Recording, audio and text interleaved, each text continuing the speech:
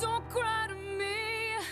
If you loved me, you would be here with me. Right after we got off the road, we instantly went into just hiding and started writing for the next record. I'm really looking forward to touring again.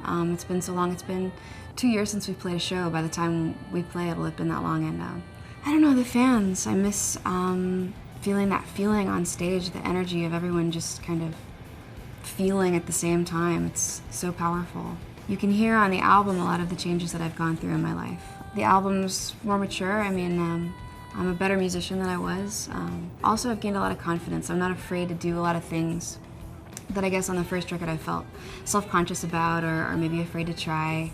Musically, really just tried so many new things. I feel like this record has a lot more soul in more ways than one. Mostly, I mean, I just really went with what I felt even more and was even more specific and true to myself.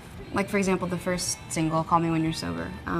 It's kind of impossible to misinterpret the lyrics. It's like I really wanted to say something and it's been said, and you can't look at it a different way. And you know, like typical of my lyric writing, I guess you can apply it to your life and think of it in 2 or 3 different ways, which a lot of the writing is still that way, but sometimes I just really wanted to say something and said it, and you can't hide from it, and I'm proud of that.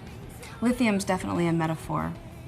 I felt like I was in love with my sorrow, which I've always been, and I get into these moods where I write music and it's not so much depressed, it's just this kind of strange low that I ride. At the same time, I wanted to be free and break through and be happy, and I think that was kind of me getting ready to just be like, that's it, and drop the ball and just change and move on.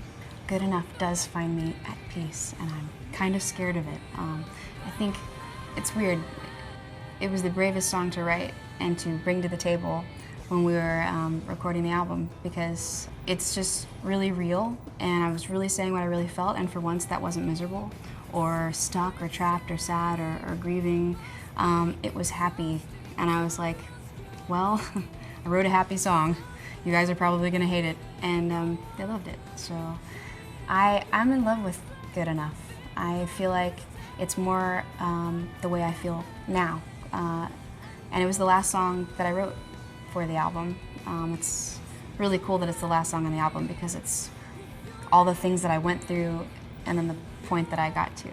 All that I'm living for, to me, it's whenever I wrote the stuff that I did for that song, I kind of try to keep in mind what Evanescence is to me. You know, I've kind of been around for a real long time, so I kind of know what songs sound like. And although I didn't have a whole lot of writing on the first record, I've been playing these songs for years. So I think it has a lot of the overtones of what happened on the last record, but way heavier. Probably a song called Your Star. I like a lot. And Sober, I like a lot for a single. I don't know, just being able to do what I love to do every day and to be able to support my family doing what I like to do. I mean, you can't ask for more than that, really. Some of the coolest stuff, I think, was the European tour I did with the band. It was just to see how big the band was, you know, and to play so far away from home. It was really cool.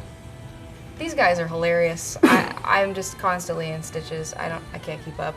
Half the time I don't know what they're saying, but it's freaking hilarious. Touring overseas is, it tends to be a little more stressful just because you're trying to cram it all in and there's so many countries to go to, and you know, it's just, I don't know, you're just far from home and it's a little harder, but then again, it seems like sometimes The shows make it worthwhile. yeah, the fans get Fans appreciate it. crazier. Of me.